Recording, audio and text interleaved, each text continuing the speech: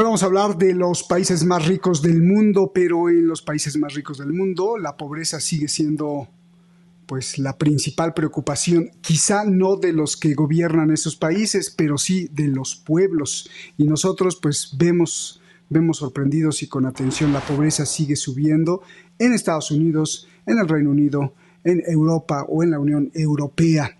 Para esto está Javier Martínez, que durante toda la semana hizo una gran investigación para hablarnos justamente de esto y de unas pinceladas más sobre las burbujas, no de jabón, sino estas burbujas hacen, pues anuncian, no hacen, pero sí anuncian la guerra. Javier Martínez, muchísimas gracias por estar aquí. Bienvenido, como sabes, es tu casa y adelante, te vamos a escuchar con toda esta investigación que nos traes para este fin de semana. Javier, un gustazo, hermano, gracias, adelante. Un placer, Roberto. Vamos a empezar de las tres patas que has bien señalado, pobreza, burbujas y guerras, burbujas de inteligencia artificial, burbujas de el alojamiento, del housing, y luego guerras. La primera pata que quiero empezar para hilvanar es, como tú bien has señalado, en los países señalados como más ricos del planeta.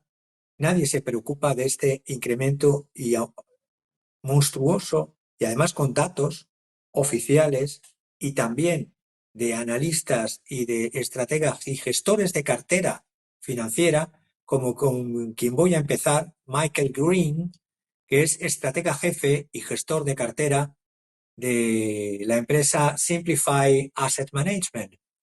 En esta semana ha publicado un artículo en los medios anglosajones en Estados Unidos y en Reino Unido que han causado un revuelo en redes y no es para menos, porque Michael W. Green, repito, gestor de cartera de Simplify Asset Management, habla de un concepto, el Valle de la Muerte, y por qué $100.000 es la nueva pobreza. Vamos a ver por qué.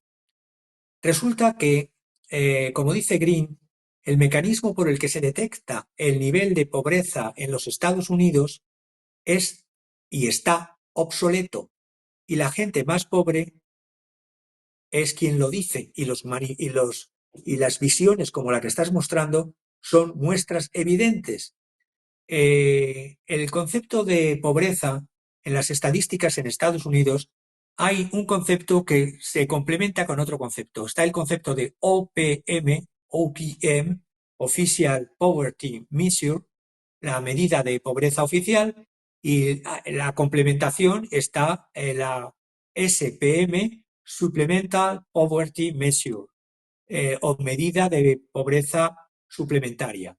Resulta que la métrica actual del nivel de pobreza se basa en un cálculo, agarraos, de 1963, que usa el coste de los alimentos como único referente, el OPM, en el Official Poverty Measure, un cálculo del año 63 que solo utiliza la variable del coste de los alimentos como referente y hace de la manera siguiente.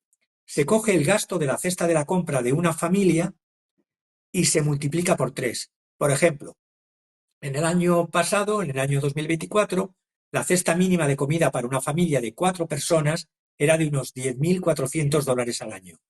Se multiplica por 3 y da como resultado 10.400 por 3, $31.200 al año. Y esa es la línea oficial a partir de la cual hacia abajo es la línea oficial de pobreza. ¿Y por qué se multiplica por 3? Pues porque en el año 63, hace 62 años, las familias americanas gastaban aproximadamente un tercio en comida de su dinero de renta, de trabajo o de recursos financieros, de donde fuere. Una economista llamada Molly Orshansky, pensó, que fue la que creó este concepto: si multiplico por 3 la comida mínima, tendré un umbral razonable de pobreza. El gobierno de Estados Unidos así lo adoptó en los años 60 y nunca lo ha cambiado. Solo se ajusta cada año con el IPC general, con la inflación oficial, no con la no oficial. El problema es que hoy en día la comida representa solo el 6 u 8% del gasto familiar, pues hay otras cosas muchísimo más importantes y muchísimo más caras en la vida de un ciudadano y una familia en Estados Unidos y en Occidente en general. Por ejemplo, la vivienda representa un 35-45%, la salud representa un 15-25%, la guardería un 20 o un 40%, etcétera, y así más que luego detallaré. Actualizando en la lógica original de Molly Orshansky, dice Michael Green que debería el multiplicador hoy ser 16, con lo que la línea de pobreza, no os escandalicéis, debería estar en unos $140.000. ¿Y por qué digo esto? Porque es muy interesante ver también lo que Green llama eso del Valle de la Muerte, el tramo entre 40.000 a 100.000 dólares de renta anual. La cosa es por lo siguiente: hasta 35.000 dólares puedes tener ayudas del gobierno para guarderías, para sanidad, incluso para conseguir mejores condiciones para el alojamiento. Pero si pasas de los 45 a 50.000 dólares, ya no tienes ni médico gratis, y si pasas de 60.000, no hay guardería gratis, y así se va agravando el problema. El problema es que lo que ganas por un lado lo pierdes en mayor cantidad por otro y te empobreces.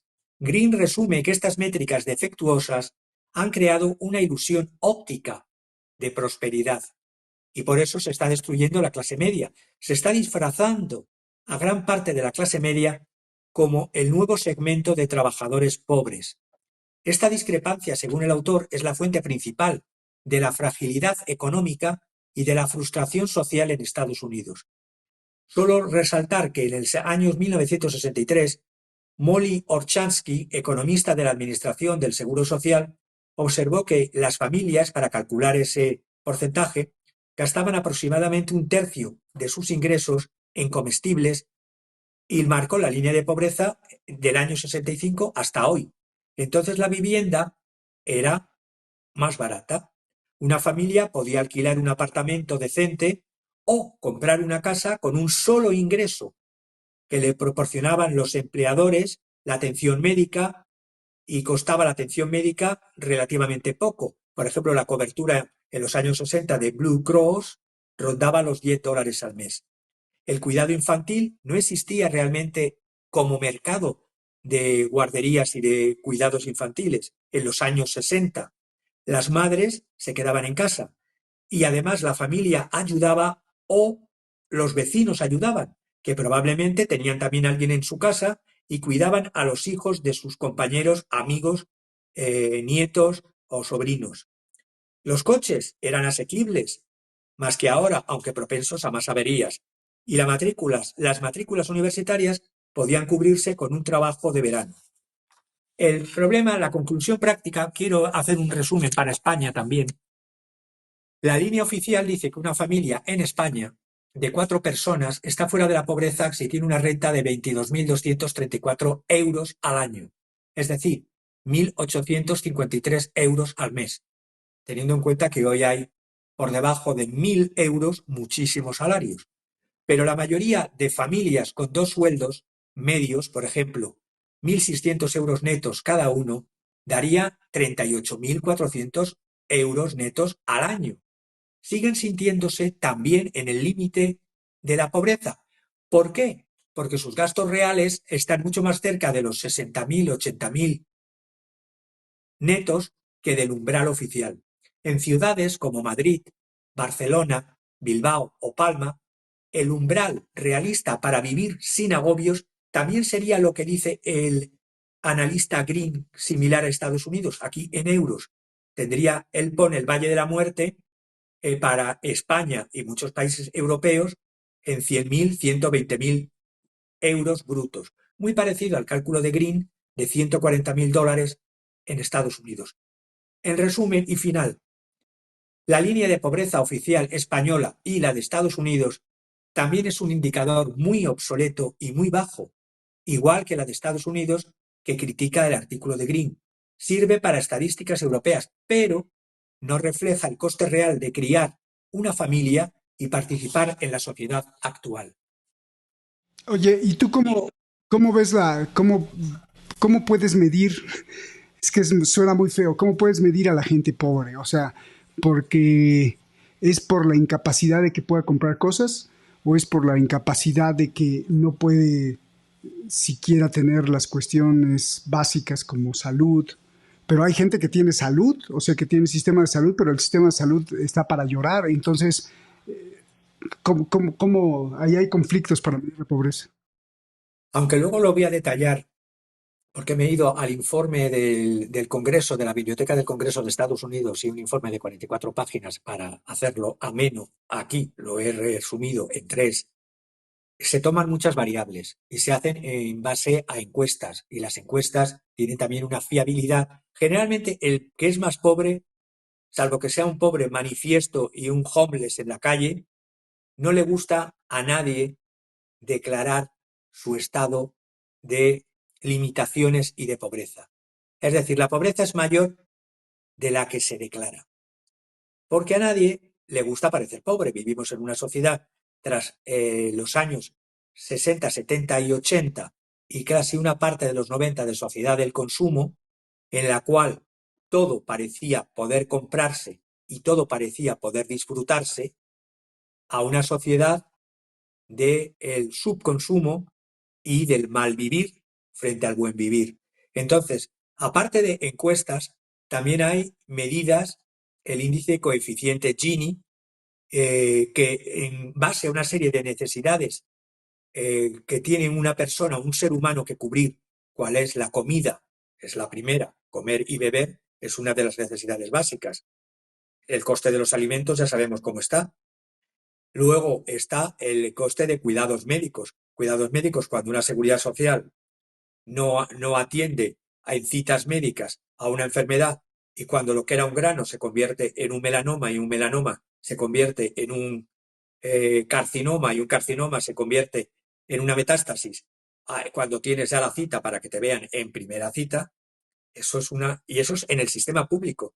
Si intentas acudir al sistema privado, tiene precios prohibitivos porque tienes que restar lo de la renta, de disposición de comida, de casa, ya sea en hipoteca, ya sea en alquiler, y luego la educación de los hijos. Hoy día tienen que entrar 2 salarios como mínimo para poder hacer frente a una casa con 2 hijos, por lo tanto, una unidad familiar de 4, que es lo que estoy Oye, diciendo. ¿sabes por qué te lo pregunto, Javier? Porque, por ejemplo, yo conozco personas que y aquí viene un factor psicológico muy importante, que esto se da, es un fenómeno en todo el mundo. Y conozco gente que dice, oye, ya no me alcanza, estoy bien pobre, no, de verdad, y está sufriendo.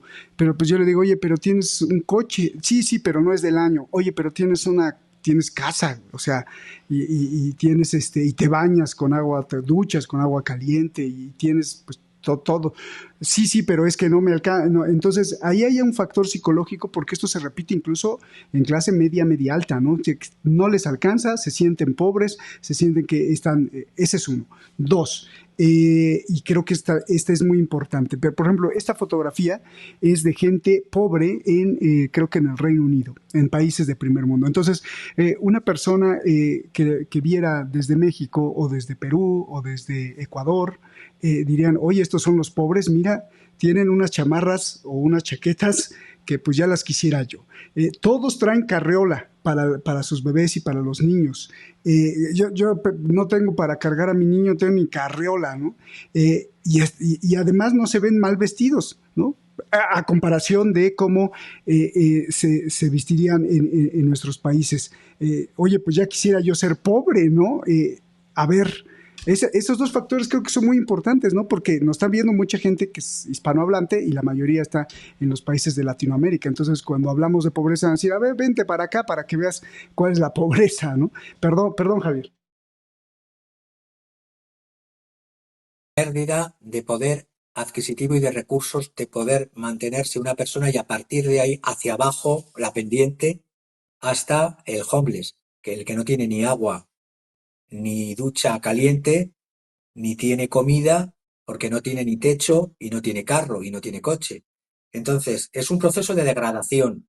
Lo que se llama el proceso de proletarización de las clases medias en Europa es peor que eso. No es que se proletaricen, es que desaparecen como clases medias y es unas desigualdades que van increciendo en aumento de unas élites cada vez más ricas y unas poblaciones cada vez más pobres, que desde el propio Aristóteles, poco sospechoso de ser revolucionario comunista, decía que las clases medias, los mesotés, son la base de estabilidad, de paz y seguridad y prosperidad de cualquier ciudad-estado, en aquel entonces ciudad-estado. En muchas de las ropas que ves, muchas personas, al menos en los entornos en España, en las ciudades que visito, tanto por el norte como por el centro como por el sur, hay una red extendida en la sociedad civil de entregas de ropa y no solo de comida, de segunda mano, y muchas de ellas ahí no les ves con agujeros, pero interiormente lo mismo pueden tener agujeros por haber sido utilizadas. Estamos viendo que muchos cochecitos, incluso en clase media, muchos cochecitos se lo van pasando de un hermano o un cuñado para el nieto, o que lo compró el abuelo para el primer nieto y pasan para el, el hijo del hermano y después para la hija de la hermana. Es decir, el chabolismo, eso que estamos viendo ahí, se está volviendo a ver en Europa y no se veía chabolismo desde finales de los años 70, por ejemplo, en España. Esa fotografía me dicen, bueno, aquí el periódico El Cronista dice que esto es España. ¿Es realidad? ¿Esto lo encontramos en España, esta foto? Sí, por eso digo que yo nací en 1962 y en mi época, todavía en Madrid, había focos de chabolismo. En los años 80 o finales ya de los 70 ya no existía prácticamente chabolismo en toda España y ahora está volviendo. Por lo tanto, es una realidad evidente, no solo en los números, no solo en las estadísticas, no solo en los porcentajes, sino en lo que ves, en lo que hueles, en lo que sientes y en lo que tienes en los entornos sociales. Claro, cuando esto se quiere hacer como, bueno, es que peor están en otros continentes. Bueno, sí, todavía hay poblaciones en el Amazonas que viven en la edad de piedra. Podemos volver a la edad de piedra, a ver cuánto resistimos a estar sin ropa, a estar, pues sí, la esperanza de vida durante muchos siglos en Europa y en todos estos países de otros continentes no llegaba a los 30 y tantos años. La esperanza de vida luego fue incrementándose. Ahora, curiosamente, en Europa y después de la operación pandémica, la esperanza de vida, tanto en Estados Unidos como en la Unión Europea, ha retrocedido, se ha recortado. Por lo tanto, ya no es una mera cuestión de inmigración pobre que vive con ayudas, es que la propia población, por decirlo así, originaria o aborigen de cada país europeo, está sufriendo las consecuencias de unas élites depredadoras. Cuando quería hablar de la medida suplementaria de pobreza, cuando me metí en la biblioteca del Congreso, el documento que lo puede ver todo el mundo, es un tipo de documento que lleva como nombre dentro de la biblioteca del Congreso. El autor es Joseph Gallagher, del 19 de julio del año 2022, y donde se muestra, para recalcar lo que ha dicho Green, de lo obsoleto que son estas mediciones, porque he explicado que hay una medición oficial, la Official Poverty Measure, la OPM, y lo pongo con un ejemplo. Tú me dices Según cuándo datos de esta ponemos las OPM, gráficas, ¿eh? sí, no, las gráficas las vemos dentro de un rato, un segundo, un segundo. Solo decir que está fuera de las gráficas. Esto, en la medida oficial de pobreza en el año 2022 fue del 11,50% de la población. Y curiosamente en el 2023 habría bajado al 10,6. La realidad es, tomando otra medida de suplementaria o complementaria, que es la Supplemental Poverty Measure, la SPM, que habla la Biblioteca del Congreso, estaríamos hablando de no un 11,5 y un 10,6, sino de un 12,4 y un 12,9. Hay de 2 a 3 puntos porcentuales y dirás, 2 o 3 puntos porcentuales no es nada. Pues representa ahora visto en seres humanos que en el año, a cierre del año 2024, a cierre del 2024 en Estados Unidos, en la maravillosa primera, como dicen, potencia del mundo, había 43,7 millones de personas, 43,7 millones de personas en pobreza. Y según los datos oficiales, son 35,9. Esa diferencia de un 2% es muy importante. Pasar de 35,9, casi 36 millones de personas, a pasar a 40, casi 44 millones de personas. Son almas, seres humanos, que viven en la pobreza. Y no todos de esos 44 millones son unos vagos, maleantes y unos drogados. Por decirlo, a quien quiera decir que 44 millones de personas representan esa categoría humana para los que se creen que son élite. La medida suplementaria de pobreza, el MSP, mide, y es lo que quiero decir, la privación económica, la falta de recursos financieros suficientes, lo que tú me preguntabas. ¿Y en qué? Pues la MSP aborda algunas de las limitaciones de la medida oficial. La SPM mide a las personas y a las familias comparando sus recursos financieros con los umbrales de pobreza expresados en dólares. Y estos umbrales tienen en cuenta una serie de necesidades. Los umbrales de SPM para un año determinado es un nivel de consumo inferior a la media en alimentos, ropa, vivienda, servicios públicos, elaborado con datos de los últimos 5 años. Los umbrales oficiales de medición de la pobreza se basan solo en los costes de los alimentos, tomando este dato del año 63. El dato de SPM o medida suplementaria de pobreza tiene en cuenta todo esto, es decir, alimentos, ropa, vivienda, servicios públicos, los gastos de hipotecas o propietarios sin hipotecas e inquilinos, también tiene en cuenta los costes de la vivienda, también difieren geográficamente de un punto de Estados Unidos a otro, y hacen medias con todos estos datos y además los costes también varían según el tamaño y la composición de la familia. No es lo mismo una familia de 1 hijos a 2, a 3, a 4 hijos. Los recursos financieros para cubrir necesidades, ya sea por el sistema del SPM o del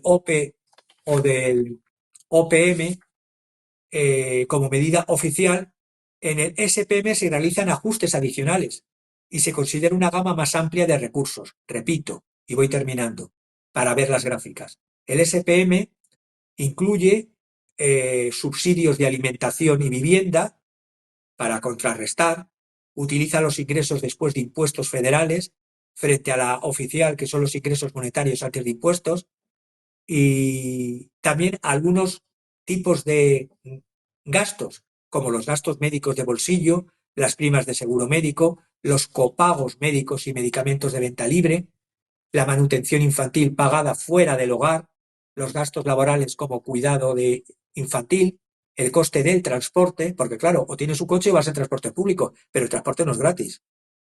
Herramientas, uniformes, licencias relacionadas con el empleo, los gastos laborales incluyen el cuidado infantil, teniendo un límite equivalente al monto de los ingresos laborales del miembro de una familia con menores ingresos. En el resumen que estoy haciendo de este informe de 44 páginas del Congreso, vemos cómo la SPM es mucho más completa en que toma más datos para acercarse al nivel real de recursos financieros de una familia, de una persona, frente a la medida oficial de pobreza.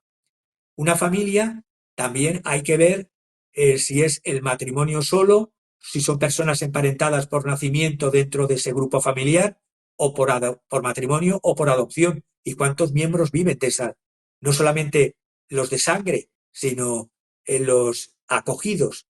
¿Cómo se ve la pobreza a través de la lente del SPM? El perfil demográfico de la población en situación de pobreza difiere según esta medida suplementaria SPM, según frente a la medición oficial. Los niños en el SPM tienen tasas de pobreza comparativamente menores en el SPM que en la oficial, y las personas mayores de 65 años tienen una tasa de pobreza comparativamente mayor.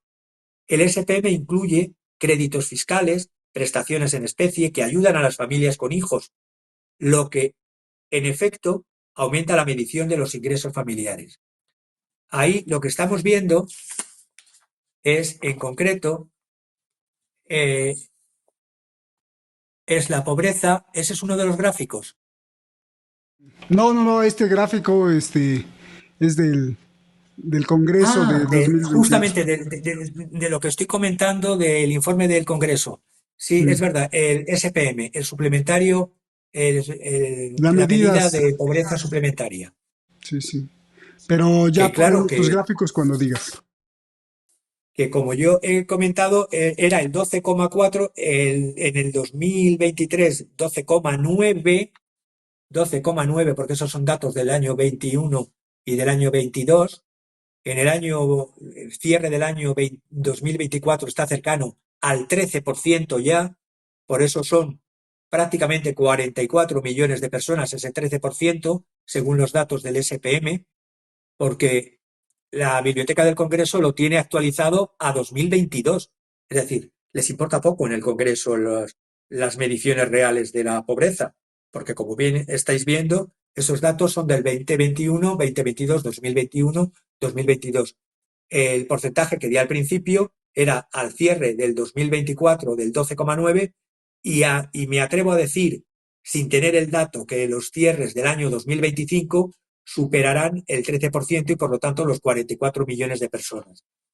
Vemos también, para ir terminando, si queréis, vemos los otros gráficos de las diapositivas. Por favor, La dime. primera diapositiva, por eso digo que me aventuro a que va a ser mucho mayor el índice de pobreza que ese Venga. 13%, porque teniendo en cuenta los parámetros económicos que voy a comentar ahora, por ejemplo, el primero, que viene de trading, la primera diapositiva de Trading Economics, son datos todos oficiales de Estados Unidos, se ve claramente en los PMI de Chicago,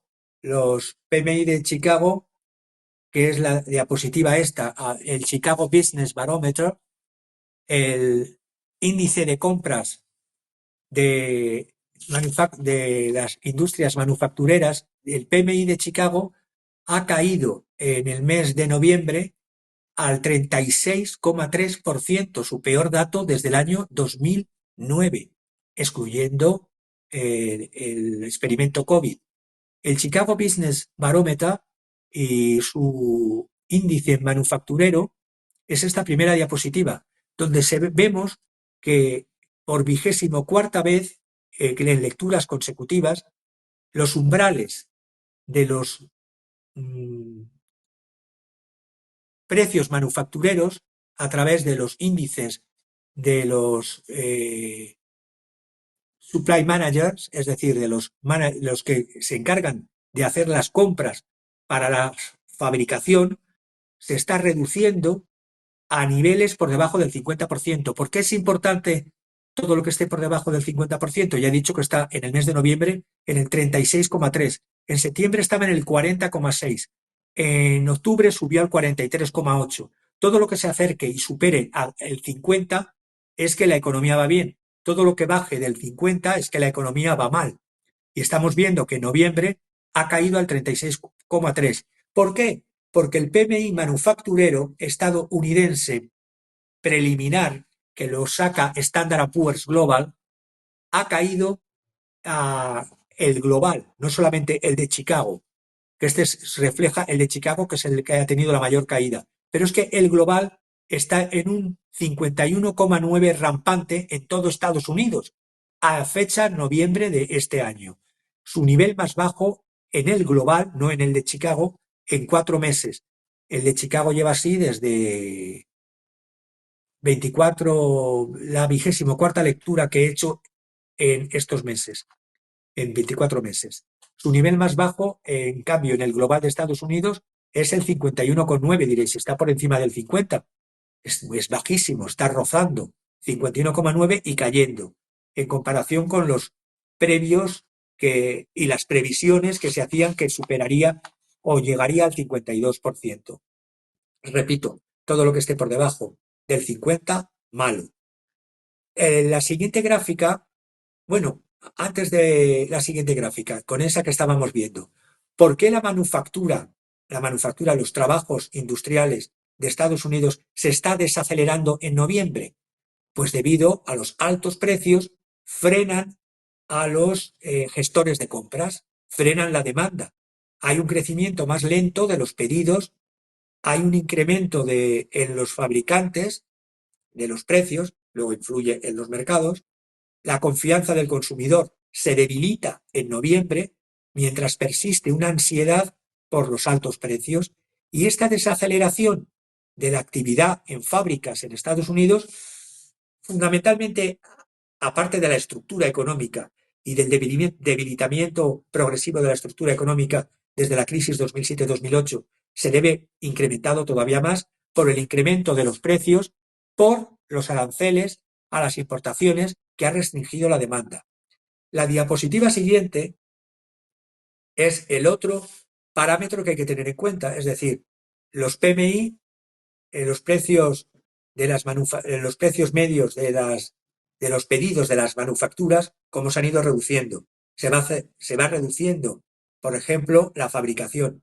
El siguiente, el desempleo, los niveles de desempleo. Ahí he cogido una gráfica muy extensa que va desde las recesiones últimas que ha habido en Estados Unidos, incluyendo la que veis muy alta, la antepenúltima, es la de la crisis financiera 2007-2008. La siguiente fue la recesión provocada con la pandemia COVID, y vemos la tendencia de incremento del desempleo que va alcista camino de una recesión. Y es una diapositiva tomada del Bureau of Labor Statistics, de la Oficina de Estadísticas Laborales de Estados Unidos. Establecen ellos una línea de corte que veis en negrita en el eje vertical del 7,6 M, es decir, de 7,6 millones, y todo lo que supera a partir de ahí se considera que eso representaría más o menos el 2,97% de desempleo. Todo lo que vaya incrementándose por encima de ese nivel de desempleo ya es rayano a peligro a recesión. El índice de pobreza en China, que es bueno, luego lo vemos a la tercera diapositiva, pero en esta de Estados Unidos también es importante y va concatenada con la anterior, con el PMI manufacturero de Estados Unidos, y va concatenado con lo que estaba diciendo, las medidas suplementarias de pobreza que el Congreso no lo actualiza desde 2022, y es una medida suplementaria porque la oficial la tiene desde el año 63. Y por lo tanto, la realidad de la pobreza, lo que decíamos al principio, tiene que ver con las realidades de los datos económicos y con las realidades de la calle. La tercera diapositiva, perdón, es la de China. China's poverty, la pobreza en China es la siguiente, diapositiva tercera. En un lado vemos la gráfica de China, que partiendo de un 80% ha ido cayendo hasta la pobreza extrema eliminada, la extrema, y en cambio en Estados Unidos se sigue jugando a esos 11,1% de personas estancados, que representan 36,8 millones de personas, es decir, nos movemos entre las cifras de 30 y tantos y 40 y tantos millones de personas en situación de estancamiento en la pobreza, frente a una China, y menos mal que el capitalismo es, según dicen, el mejor sistema del mundo. Esa es una gráfica, repito, oficial en Estados Unidos. Como veis, no está en chino, está en inglés. La siguiente diapositiva son... Es el Es, 1%, ¿verdad, Javier? Dice ahí sí, 1%. porque, a ver, para ser hipercrítico con ambos, con China y con Estados Unidos, si la pobreza dicen que está cercana a cero, pero la pobreza absoluta rural, lo que se llama pobreza absoluta rural, sí se ha eliminado en China. Según datos del World Bank, del Banco Mundial, claro, el Banco Mundial también hay que tomarlas leerla por delante y por detrás. Habla que sería pobre en China un 13% si se consideran los ingresos de 8,30 dólares al día, pero no tiene en cuenta el contexto de la economía y de la moneda china. Por eso es importante contextualizarlo. Pero el Banco Mundial habla de que si se toma en cuenta unos ingresos diarios del 8,30 dólares al día, en China quedarían no pobreza absoluta, sino relativa, un 13,4. Y si se toman como datos 6,85 dólares por día, habría un 10,5. La realidad es que en China, desde niveles tan altos, hemos visto, se ha ido reduciendo. Y en Estados Unidos se ha estancado y con peligro de que vaya creciendo. Esta diapositiva, la cuarta diapositiva, tiene que ver cómo están las economías occidentales. Fijaros en las líneas rojas, que son los intereses de la deuda en todas las grandes economías, tanto en Occidente, porque vemos y cuando hablo países occidentales, hablo los países del G8, Estados Unidos, Alemania, Japón, y eso es peligroso también para lo que estoy hablando de la pobreza. Si las industrias producen poco o no producen nada, si el paro se está incrementando según los niveles de desempleo, si vemos que las estadísticas reales de pobreza en el primer país se han estancado y vemos aumentos de pobreza en el resto de la Unión Europea y Reino Unido.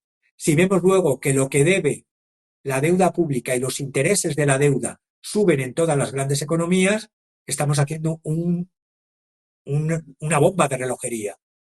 Y si luego los tipos de interés por el que se financia esta deuda, tomando datos de los tipos de interés de United States Treasury, es decir, del Tesoro de Estados Unidos del día pasado 26, a un mes los intereses estaban al 4,06, a un año al 3,61, a 10 años al 4% y a 30 años al 4,64. Por lo tanto, los intereses de la deuda se van incrementando. Si esto lo unimos a deudas públicas brutales, a octubre del año en curso, en Estados Unidos la deuda era de 38 trillones de dólares, traducido 38.000 millones de dólares. La diapositiva última, bueno, penúltima, la quinta, es la de la deuda pública. Y se ve después de esta, en la diapositiva de deuda pública, esta que la hemos utilizado alguna vez, son los 38,3 trillones de deuda, y vemos también una cifra ahí de China con deuda. Pero frente a la deuda pública del gobierno de Estados Unidos, estaríamos viendo que la deuda en China crece por empresas endeudadas, no porque el país, la deuda pública, crezca. En cambio, en la Unión Europea y en Estados Unidos, las deudas son de los gobiernos y en China, por decirlo a grosso modo, las deudas son de las empresas. Y eso es importante saberlo.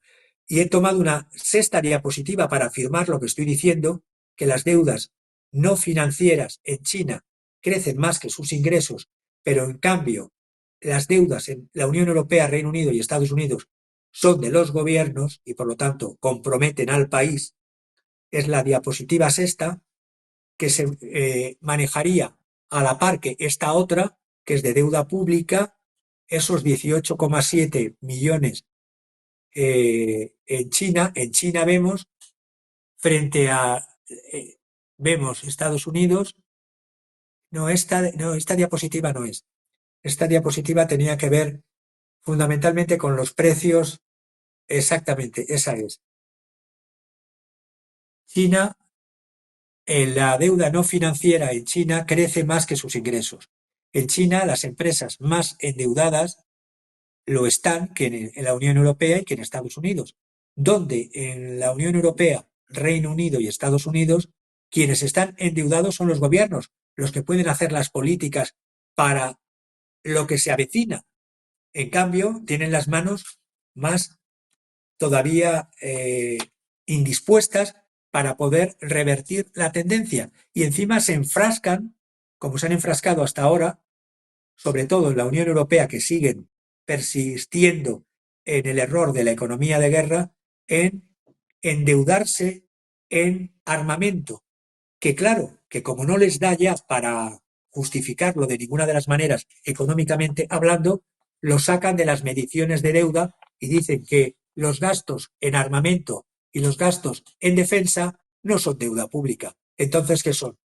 Son deuda a las espaldas de los ciudadanos porque significa mayores recortes en servicios y prestaciones sociales, como así lo reconoció el propio secretario general de la OTAN, que dijo que habría que reducirse en el Estado social, de lo que queda todavía de Estado social en Europa, para poder endeudarse en armas y en los beneficios del negocio de la guerra.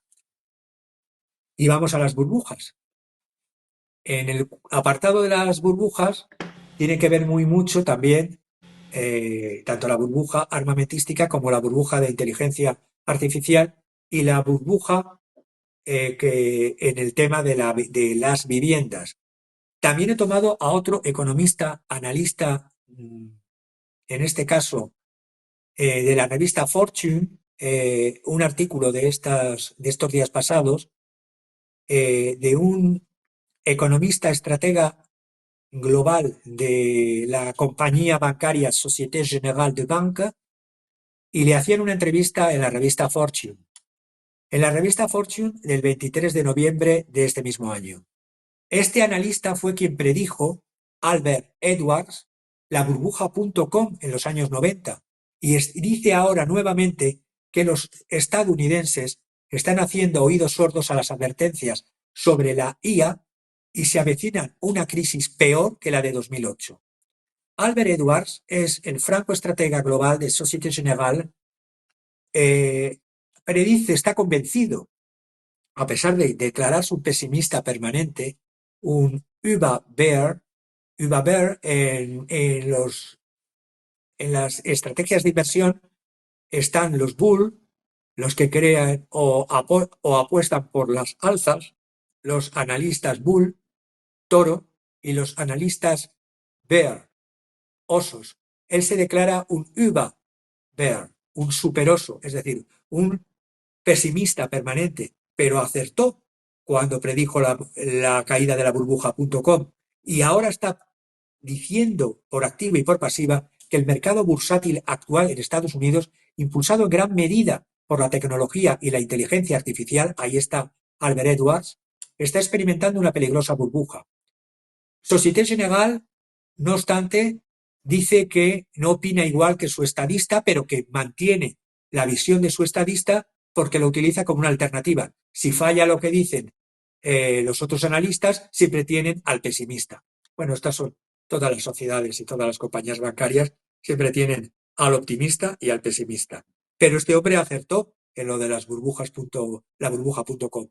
Y dice a Mary Somerset en una entrevista, aparte de la de Fortune, en un podcast llamado Mary Talks Money, en la web de Bloomberg, ha señalado que durante cada ciclo hay una narrativa muy plausible, muy convincente, que esto acabará en lágrimas y de eso está seguro. Edwards declaró a Fortune en una entrevista que las teorías previas sobre las burbujas eran muy convincentes en los años 1999, principios del 2000, y también lo fueron en el 2006-2007. Yo estaba trabajando en entidades y servicios financieros y cuando se predecían burbujas, la gente prestaba, al menos los analistas, prestábamos más atención. Hoy día parece que eso se ha perdido el miedo después de la crisis 2007-2008.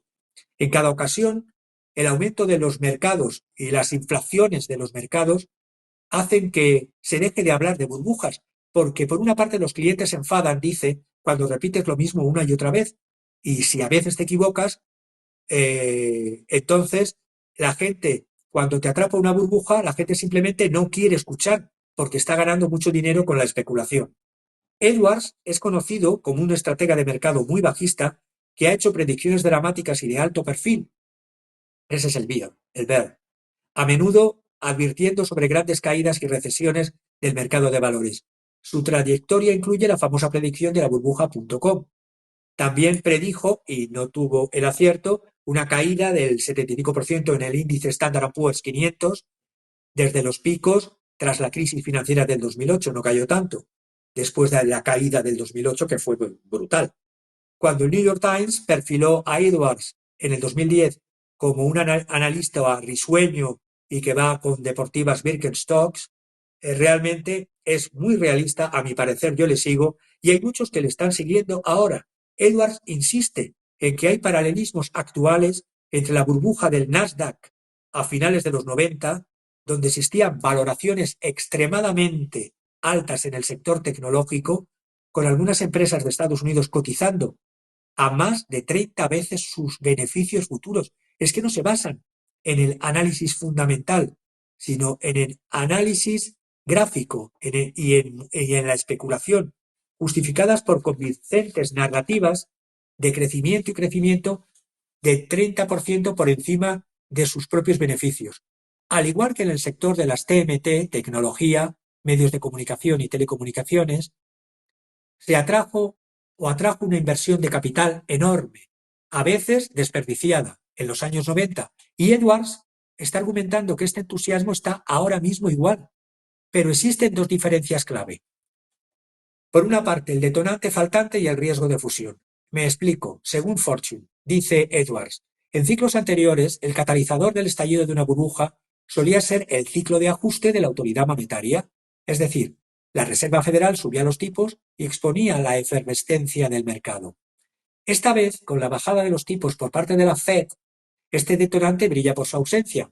Bank of America Research ha señalado la rareza de que los bancos centrales recorten los tipos en momentos de inflación creciente. Esto ha ocurrido solo el 16% de las veces desde 1973.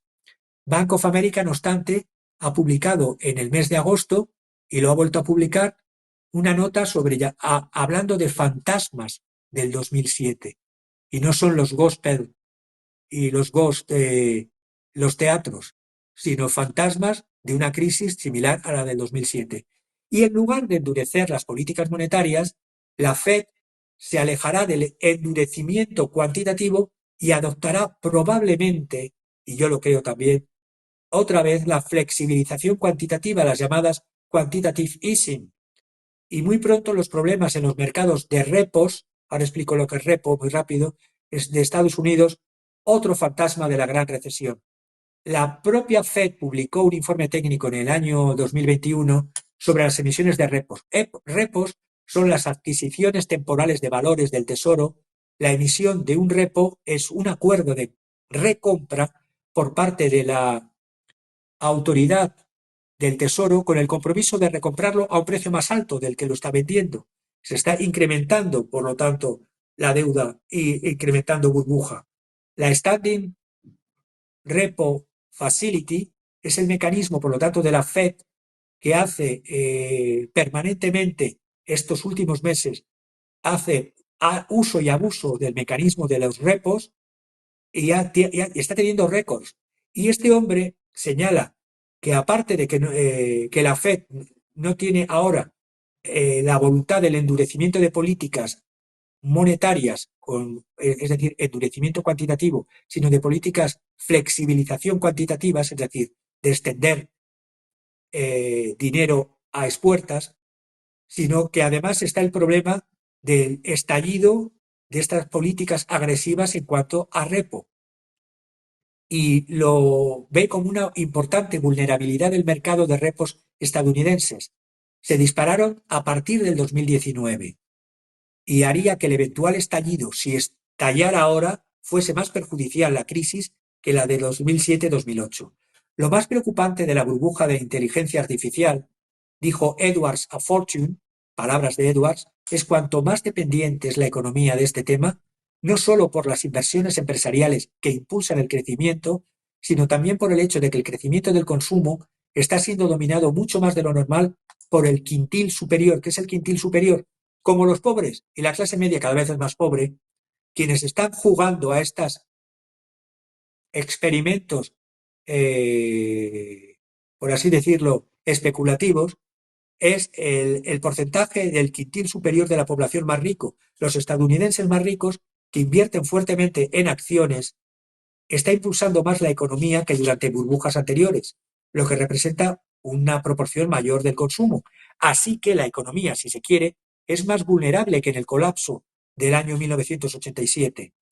Edwards habla de correcciones del 25% en las acciones, lo que significaría que el gasto del consumidor seguramente sufrirá, por no hablar de una caída del 50%.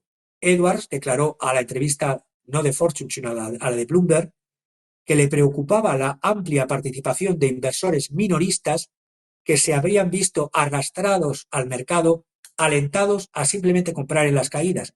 Esta creencia de que el mercado de valores nunca baja es peligroso.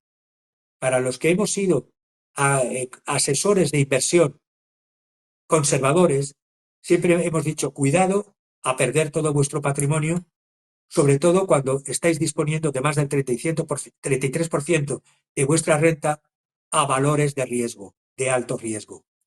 Y por lo tanto, la desigualdad de la sociedad de Estados Unidos, y voy terminando, y la fuerte concentración entre las personas con altos ingresos de riqueza está inflando el mercado de valores y es la gran preocupación de Edwards y de otros, porque otros analistas de Wall Street que veo de vez en cuando que son más optimistas se están acercando al pesimismo de Edwards, como son Liza Shalett de Morgan Stanley, de Wealth Management y otros más. En muchos sentidos, Edwards declaró a Fortune que ya era hora de corrección. Llevamos desde la recesión del 2008 y ahí está perfectamente, se estaba señalando las distintas caídas. Llevamos mucho tiempo sin que el ciclo económico entre en una recesión. Se han pasado, y hemos estudiado de los que vivimos desde los años 60, hemos pasado por varios ciclos y burbujas y estamos en una situación que este analista que ahora está en Société Générale y proviene del Dresdner Kleinwort de los años 90, escribió y fue penado por escribir la crisis asiática que se avecinaba en Malasia. Él trabajaba entonces en Dresdner Kleinwort, perdió todas las licencias bancarias en Malasia por anunciar lo que iba a pasar. Los departamentos de finanzas corporativas también le preocupan porque no aprecian cuando anuncias estos, como él lo anunció en los 90 en Malasia, valoran más la pérdida de sus licencias bancarias que las pérdidas reales que luego van a sufrir. Existe, para terminar, según Edwards, más allá de las valoraciones de las acciones, otros dos importantes riesgos subyacentes que apuntan a una vulnerabilidad del sistema. El riesgo de inflación a largo plazo en Occidente, impulsado por la incontinencia fiscal, el desparrame fiscal. A pesar de la presión deflacionaria cíclica a corto plazo que proviene de China, es decir, en China en vez de inflación hay deflación. Los precios de los alimentos cuestan menos y los precios de la vivienda son más asequibles porque han sabido hacer explotar con control sus burbujas. ¿Os acordáis cuando en un Detrás de la Razón de hace ya, no sé si año y medio, 2 años, hablábamos de la burbuja inmobiliaria china? Pues lo han logrado controlar. Edwards cree que la vía de menor resistencia para los políticos occidentales altamente endeudados es la impresión continua del dinero, la maquinita del dinero. En algún momento, las matemáticas de la sostenibilidad fiscal simplemente dirán esto no cuadra y obligará a los bancos centrales a intervenir mediante el control de la curva de rendimientos o la expansión cuantitativa para contener los rendimientos de los bonos. Estamos viendo, por lo tanto, lo que dice Edwards se está acercando más a una japonización de la economía de la Unión Europea y de Estados Unidos de lo que pudiéramos pensar. ¿Y qué es esto de la japonización? Lo que se llama la edad de hielo en la economía japonesa. Alrededor del año 1996, él ya predijo que lo que está sucediendo en Japón podría llegar en algún momento a Europa y a Estados Unidos. El estallido de la burbuja bursátil en Japón condujo a todo tipo de cosas desagradables. Las tasas de interés reales colapsaron en 1996. La inflación llegó a cero. Los rendimientos de los bonos llegaron a cero. Fue un periodo de bajo crecimiento del que Japón aún no ha podido levantar cabeza.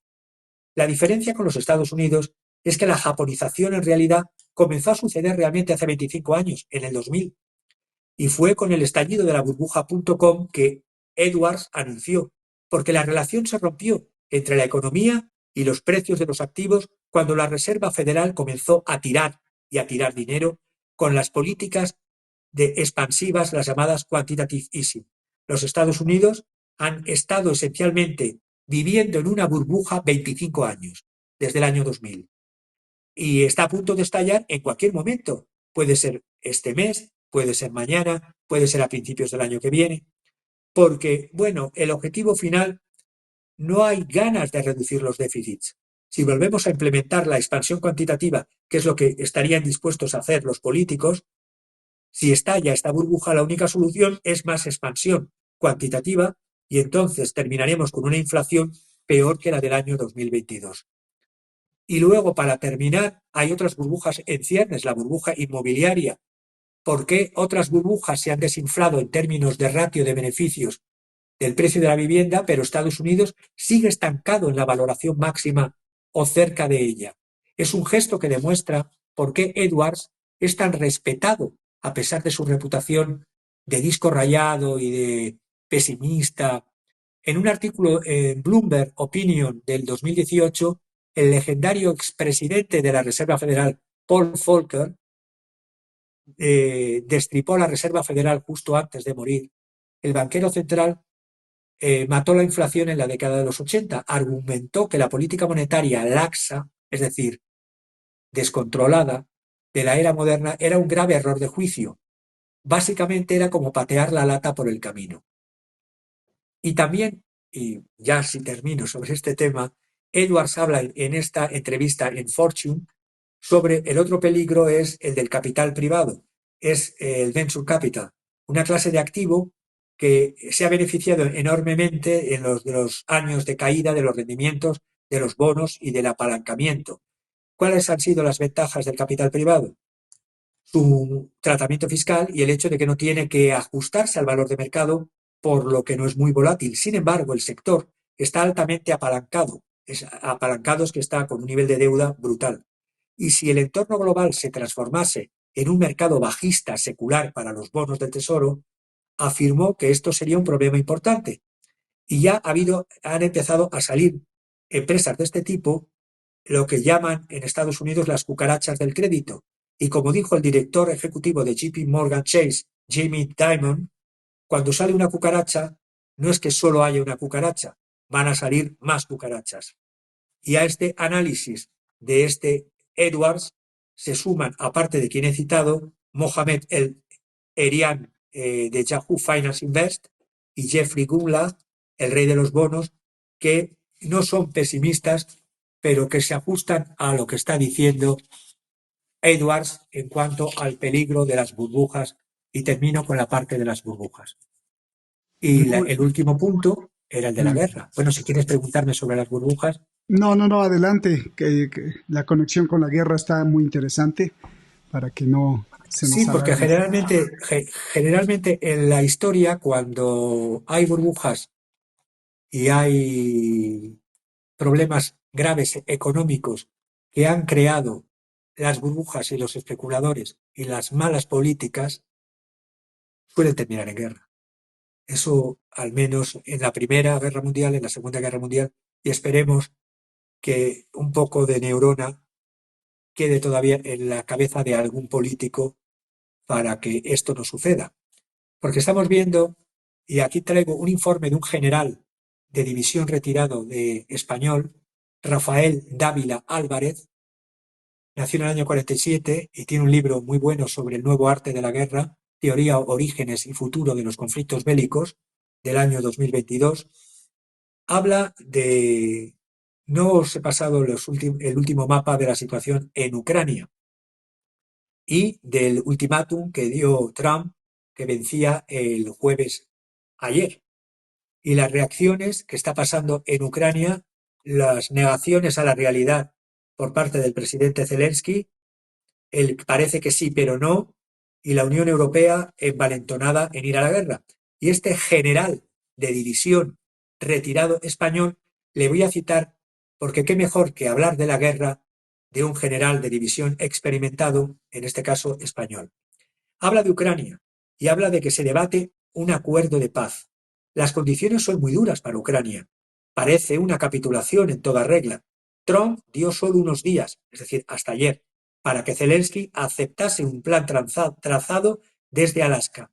Los negociadores principales han sido Rusia, Estados Unidos y Turquía. Ucrania y Europa se encuentran con todo hecho y gran parte deshecho.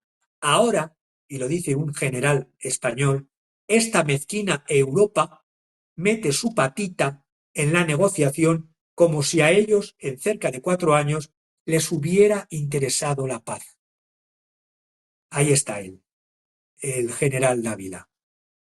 Sus generales, los generales de la Unión Europea, de alto standing, y lo dice con sorna, nos dicen, nos asustan con ataques rusos, que viene el coco, que viene el oso ruso. Las declaraciones del jefe de Estado Mayor francés, se llama General Fabian Mandon, General Mandon.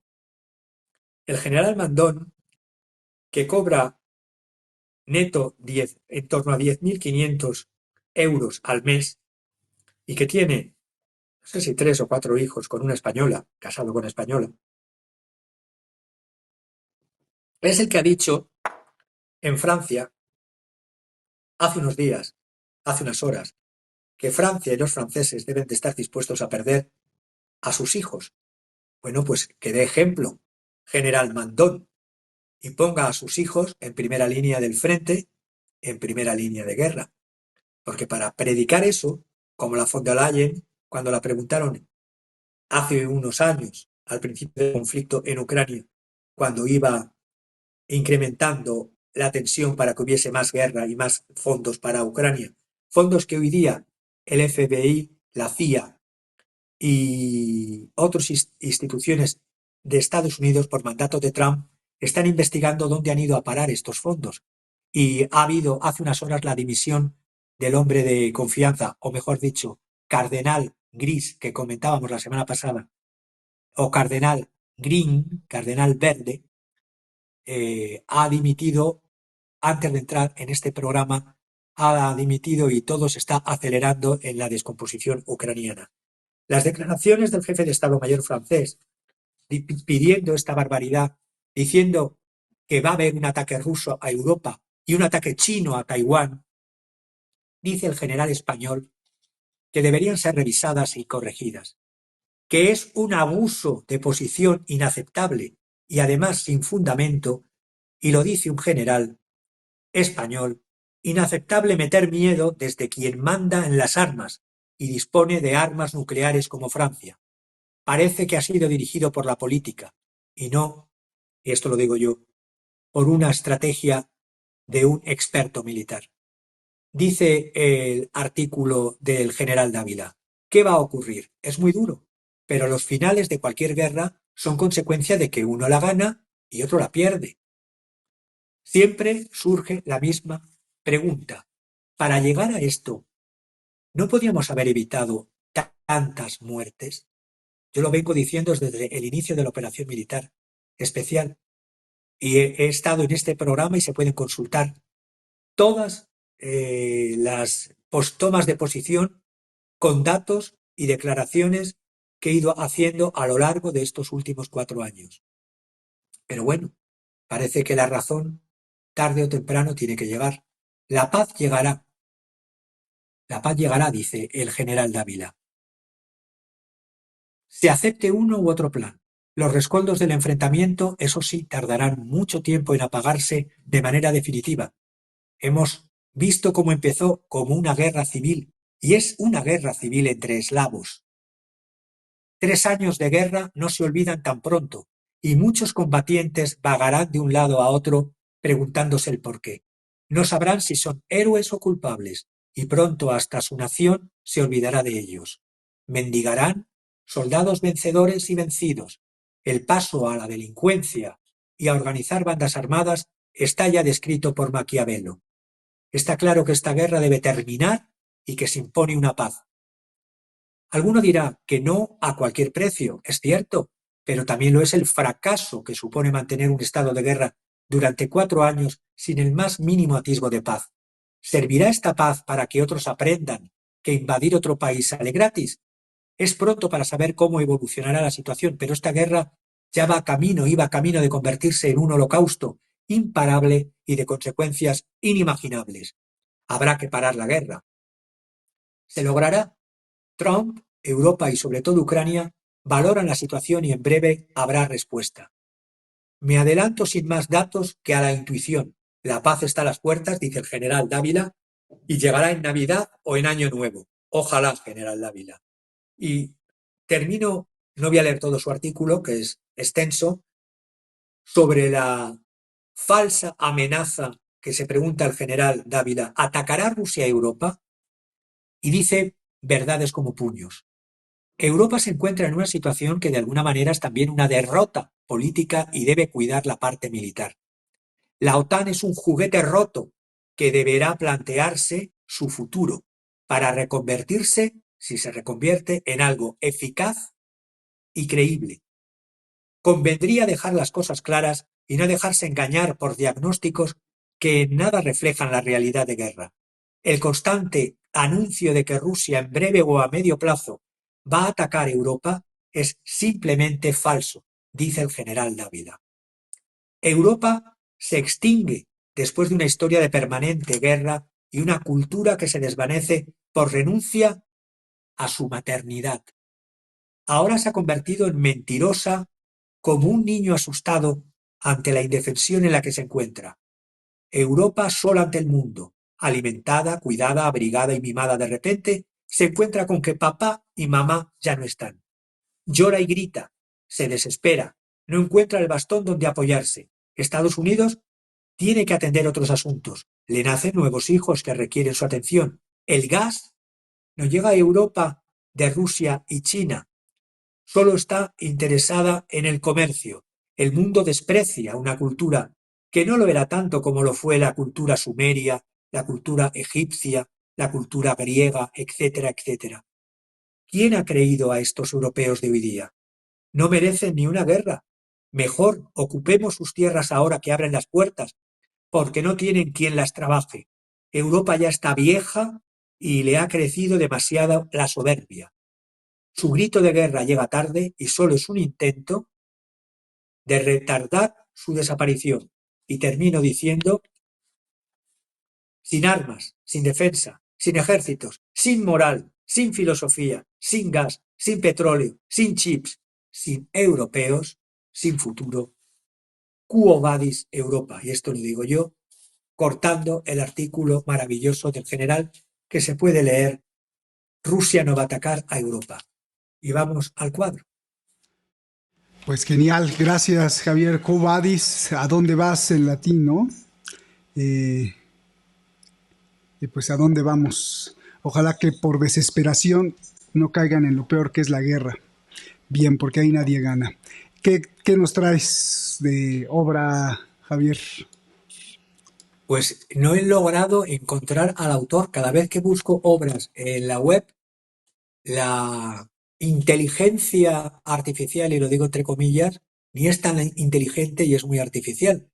Porque me dio hasta de esta obra 3 autores que, como yo luego contrasto a la inteligencia artificial, porque no me fío, lo que me decía primero de uno, luego a la siguiente contraste de ese uno y meterme en su obra y ver que no estaba, veía que tampoco. Y así hasta 4 veces. Inteligencia artificial, todavía te queda mucho para suplantar a un ser humano de verdad. Entonces, la obra sí sé que la han llamado, y me lo creo porque me gusta, The Physical Impossibility of Death in the Mind of Someone Living. La imposibilidad física de la muerte en la mente de alguien viviente. Es importante la imposibilidad física de la mente, la imposibilidad física de la muerte en la mente, en el cerebro de alguien que está viviendo. Es una imagen de arte conceptual. La imagen es una persona sentada en una silla de control con una ola de agua contenida, la ola de agua, ya veremos de dónde viene la inspiración de la ola de agua, y está en una esfera de vidrio frente a él, como en una esfera de vidrio, sí, como una burbuja. La imagen representa una justaposición, veis que se cierra por detrás de la cabeza. La imagen representa esa justaposición de la quietud humana y de la fuerza incontrolable de la naturaleza, más aún cuando se le ataca a la naturaleza. El hombre está contenido, ensimismado, embobado en un entorno tecnológico. Y repito, contenido, ensimismado, embobado en un entorno tecnológico, mientras que la ola está perfectamente encapsulada en esa esfera.